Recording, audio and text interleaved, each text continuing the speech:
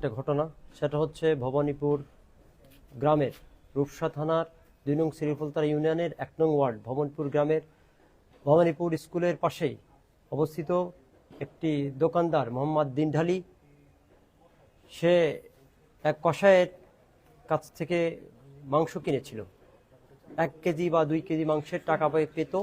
তো ওই কসাই আসছে ওনার কাছে টাকা নেওয়ার জন্যে, বলছে যে ঈদের আগে আপনাকে টাকা দিয়ে দিব। তারপরে কসাই নাসরবান্দা সে ছাড়ে নাই, সে বলছে আজকেই আমাকে টাকা দিতে হবে। এমত অবস্থায় দিন ভাই বলছে ঈদের আগেই দিতে চেয়েছি, ঈদের আগেই প্রমিস করছি, ঈদের আগেই তোমার টাকা দিয়ে দেব। তারপরে ওই কসাই বলছে না, এখনই টাকা দিতে হবে।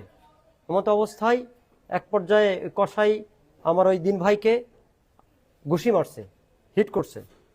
তারপরে দিন ভাই দোকান থেকে বেরিয়ে এসে এক পর্যায়ে তার সাথে ধস্তাধস্তি হয়েছে। ধস্তাধস্তি হওয়ার পরে এক পর্যায়ে ওই কসাই একটা ইট উঠায়ে তার মাথায় আঘাত করছে। আঘাত করার পরে সে জমিনে লুটায় পড়ে, ব্লিডিং হয়, প্রচণ্ড ব্লিডিং হয়। সঙ্গে সঙ্গে স্থানীয়রা তারা স্থানীয় হসপিটালে নিয়ে গেছে, রূপসা স্বাস্থ্য কমপ্লেক্স কাজিয়াতে অবস্থিত, সেখানে নিয়ে গেছে।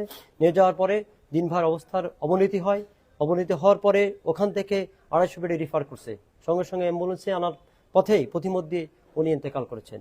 ইন্না লিল্লাহি ওয়া ইন্না ইলাইহি রাজিউন। অ্যাপ্রক্সিমেটলি এটা 4টা, আজই 4টার সময় এরকম হয়েছে, বিকাল 4টা। স্থান ভবানীপুর সরকারি প্রাথমিক বিদ্যালয়ের অপোজিটে, ভবানীপুর খেয়াঘাট। কসার নাম হচ্ছে আবুল খায়ের, খায়ের নামের কসাইয়ের নাম হচ্ছে আবুল খায়ের। পার্শ্ববর্তী গ্রাম আনন্দনগর ওনার বাসা। তো এই ঘটনার আমি নিন্দা জানাই। উনি আমার ভাই, চাচাতো ভাই।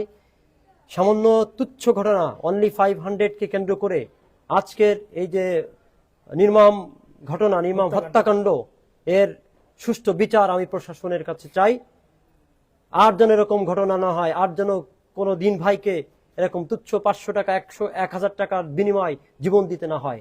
সাংবাদিক ভাইরা আপনারা আছেন, আপনাদের মাধ্যমে আমি মেসেজটা প্রশাসনের কাছে দিতে চাই। থ্যাংক ইউ, ধন্যবাদ। হ্যাঁ, আমরা মামলার প্রস্তুতি নিয়েছি অলরেডি। পুলিশ রিপোর্ট হয়েছে মডেল থানা থেকে, সোনাডাঙ্গা মডেল থানা থেকে। আমরা এখনই মামলার প্রস্তুতি নিচ্ছি। পুলিশ প্রশাসন তাকে খুঁজতেছে, তার কোনো হদিস পাওয়া যাচ্ছে না। তার পরিবার অত্যন্ত দরিদ্র পরিবার। সে আমাকে 2 দিন আগে ফোন দিয়েছিল।